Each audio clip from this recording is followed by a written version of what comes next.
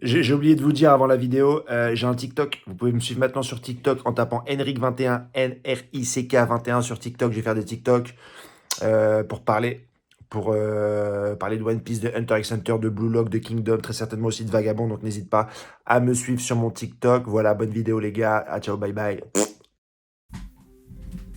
Salut les gars, j'espère que vous allez bien. Bienvenue dans cette vidéo du résumé complet du chapitre 1063 de One Piece, un chapitre exceptionnel qui va nous parler un peu de Barbe Noire, de l'eau et très certainement de son intégration dans l'arc actuel. Barbe Noire qu'on suit depuis maintenant un certain nombre d'années, plus de 10 ans, qu'il est développé par l'auteur dans l'ombre, quelqu'un de très machiavélique qui prépare son plan soigneusement. Moi je l'ai même pris pour l'antagonisme final pendant très longtemps. Je pensais que c'était lui qui à la fin allait se battre contre Luffy pour avoir le One Piece. On pensait, beaucoup le disaient, même si j'étais vraiment contre, que Shanks allait perdre contre Barbe Noire finalement et que ça allait éveiller une certaine rage chez Luffy. Pourquoi pas lui donner un power-up, mais en tout cas lui donner une réelle raison d'affronter Barbe Noire. Alors une réelle raison, il en avait déjà une, puisque c'est Barbe Noire qui a enlevé Ace, mais là ça lui donnerait une raison supplémentaire avec bien sûr le maître qui meurt contre le méchant, un petit peu comme dans Star Wars, et le Padawan qui, vert de rage, affronte finalement l'antagoniste.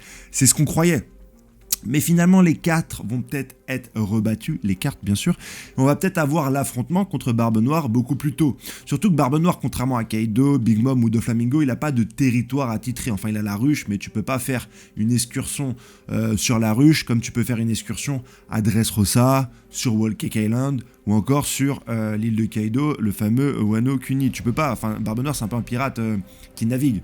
Donc forcément, il faut lui donner d'autres attraits dans son arc pour le rendre intéressant et pour développer un petit peu l'intrigue jusqu'au combat final et le réunir avec l'intrigue du Dr Vegapunk. Je trouve ça hyper intelligent parce que finalement, ça fait une intrigue commune sur les fruits du démon. C'est ce que je développe un petit peu depuis le début de cet arc.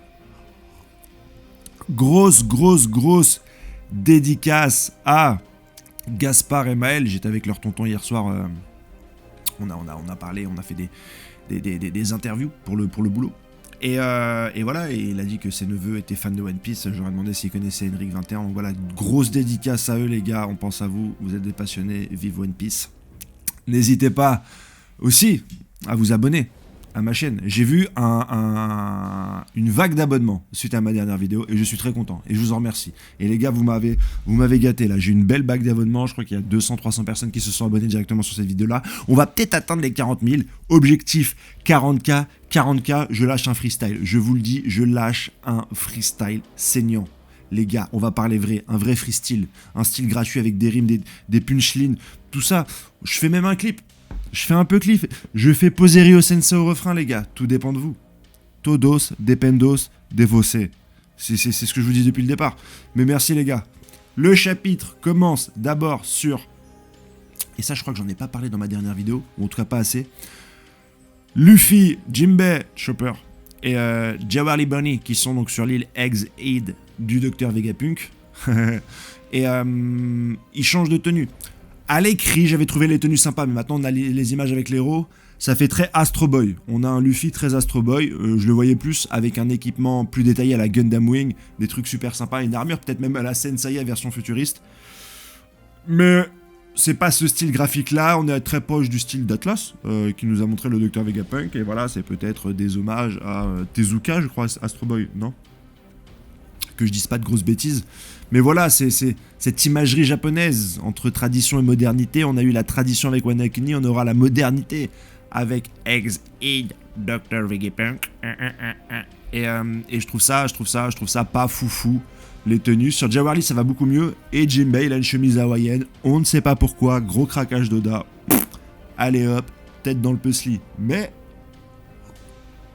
c'est pas le plus important de cette scène là, je sais pas si j'en ai parlé dans ma vidéo d'hier, mais en fait ils vont tomber sur un Kuma. Est-ce le vrai Kuma? Est-ce un autre Kuma? Est-ce un Kuma mode Dr Vegapunk? Est-ce que Kuma le tyran n'a-t-il pas des informations qui seraient intéressantes à nous donner? Je ne sais pas, très certainement. En tout cas voilà, ils vont se péta, Luffy, machin, ils voient, ouais, comment ça t'es Kuma? Batatas fritas, si j'en ai parlé, je me rappelle de cette expression de la batatas fritas. Et Jawali va dire non, c'est mon daron. C'est mon pai-pai. Et on va voir une image, sur une image, on voit un petit peu Kuma tenir son... lorsqu'il était tyran, lorsqu'il était roi, tenir Jawali, et c'est cool de voir cette image-là. On ne sait pas date de quand finalement cette enfance, depuis quand Kuma est un robot, depuis quand Jawali est jeune parce qu'elle peut modifier son âge, on ne sait pas date de quand cette image. Et moi je vous le dis, l'enfance de Jawali Bonnet telle qu'elle nous l'est montrée avec un Kuma comme ça date d'il y a longtemps. Pour moi, ça date d'il y a longtemps, voire ça date du siècle oublié, je vous le dis. Parce que Kuma, on ne sait pas, il a été transformé en robot à quelle année, quelle période? Parce qu'à partir du moment où tu le vois dans One Piece et qu'il est Shichibukai, il y a de grandes chances que ça soit déjà un cyborg. Il y a de grandes chances. En plus, Kuma le tyran, il n'a pas l'air d'être un tyran quand il tient Jawali dans ses bras. Il n'a pas l'air d'être méchant. C'est-à-dire que selon moi, c'est un roi bon. Voire un jambon. Excusez-moi pour la blague de merde. C'est le matin. Il se passe un truc, il devient robot, et ensuite il devient Shichibukai dans la marine, voire le premier Shichibukai pour la marine. Telle est ma théorie. This is my theory. Ça accompagne tout le délire du voyage dans le temps que je défends maintenant depuis moult temps. Je suis inspiré aujourd'hui. Et ça donnera un peu de punch, voilà, ça donnera un peu d'informations sur ça. J'aimerais bien, finalement, qu'un temps soit peu on parle du passé aussi dans cet arc. Je veux beaucoup de choses dans cet arc, je suis d'accord. Mais j'aimerais bien qu'on parle un peu du passé, ça aurait été intéressant. C'est interesting. Les deux volets des fruits du démon que nous attendons sont d'une part l'origine avec le docteur Vegapunk, d'autre part la maîtrise avec Barbe Noire. Et que se passe-t-il? Je pensais, en lisant les spoils, que l'eau se faisait éclat, que l'eau se faisait froisser. Sauvagerie, écrasement de tête sur le sol. Eh ben, il n'en est rien. Il est encore debout. Les pages sont magnifiques, frérot. Les pages sont magnifiques. L'affrontement va commencer très certainement dans le chapitre de la semaine prochaine. C'est ouf. Nous avons effectivement l'encerclement du bateau de l'eau par ce terrible Barbe Noire qui souhaite récupérer la copie des poneglyphes, puisqu'il a très certainement entendu que Kid, Law et Luffy avaient fait tomber Kaido et Big Mom, et que très certainement ils avaient récup du stuff. Pas du stuff, les poneglyphes.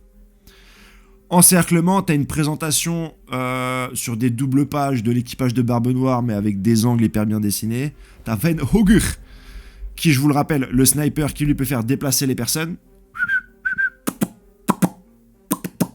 On a Burgess qui porte des montagnes, il tèche des montagnes, je vous l'ai dit, c'est... même dans des BZ, même dans des B Super, on n'a pas eu du soulèvement de montagne. Ce mec soulève des montagnes, mais pourquoi pas? J'ai envie de te dire. Fonce, mon jeune ami. Et on a Dr. Q. Et chacun... Dr. Q, lui, il est capable de donner des maladies et il transforme l'eau en meuf. T'as une image assez grande où l'eau est transformée en meuf. Et finalement... t'as le King, Barbe Noire. C'est pas sa monture. Barbe Noire, il est assis sur le Dr. Q qui est écrasé, sur le cheval Pégase. Et il dit un truc en japonais du style « Ah, je vais te niquer ta mère !» Je sais pas, il insulte sa mère très certainement. Et Law, il le regarde face à face et il est stylé. Et le dessin est stylé. Et Law n'est pas une victime. Il va très certainement se faire froissaille. Il va très certainement se faire cassaille la gueule. C'est sûr. Mais là, sur cette double page, dans ce chapitre, Law, il a la classe. Law, il a la méga classe. Si Law meurt, il peut donner son pouvoir de jouvence de... Non. Ça risque d'être chaud patate, chaud bouillant. Law, on veut qu'il meure aussi bien que Sabo. Il y a deux personnages qui ont été mal aimés par le public. Je crois qu'ils ont des têtes de victimes. Je crois qu'ils ont été présentés aussi comme des victimes depuis moult temps. C'est Law et Kid. Non, c'est Law et Sabo. Sabo et Kuitos. Enfin, peut-être qu'il est vivant ou pas au final. Je m'en fous. Je suis désolé, mais j'ai aucun attachement pour ce personnage qui arrivait comme un cheveu sur la soupe. Law, ça serait plus dramatique, mais on nous l'a tellement vendu. Dans l'inconscient collectif, Law est mort. À partir du moment où on a dit qu'il fallait qu'il meure pour avoir le fruit de jouvence, dans l'inconscient collectif, Law est mort. Est-ce qu'on va récupérer ce fruit de jouvence pour réveiller Xebec? Si Barbe Noire tombe aussitôt dans One Piece, il nous faut un boss final. Beaucoup sont contre le Shanks Mastermind, et je comprends. Moi, j'aimerais bien Shanks nouvelle écriture. Ni pro, ni antagoniste. Ni pro-Amiro, ni pro-Mihawk. Moi, j'aimerais bien pour Shanks une écriture unique. Il veut le One Piece, mais en même temps, il est partagé par son pouvoir de gentillesse et de mentoring sur Luffy. Et on lui trouve une nouvelle voie. Mais il nous faut un antagonisme, il nous faut un méchant. Il nous faut quelque chose de sale. Beaucoup pensent à Xebec, je ne suis pas contre, mais il faut le réveiller le Xebec. Il est dans le passé, ou je ne sais quoi, machin. Allons chercher Xebec. Est-ce qu'avec ce fruit de jouvence, n'est-il pas une ouverture vers ce fameux pas démon du passé, mais Oda avait dit qu'il y aurait un méchant qui viendrait du passé qui serait lié à Barbe Blanche. Xebec pourrait remplir ce rôle. Voilà. Voilà pour la petite vidéo. Il n'y a pas le résumé complet, mais c'est le RAW. RAW. Passe une excellente journée, j'ai envie de te dire. Allez, bye. Bye, bye, bye.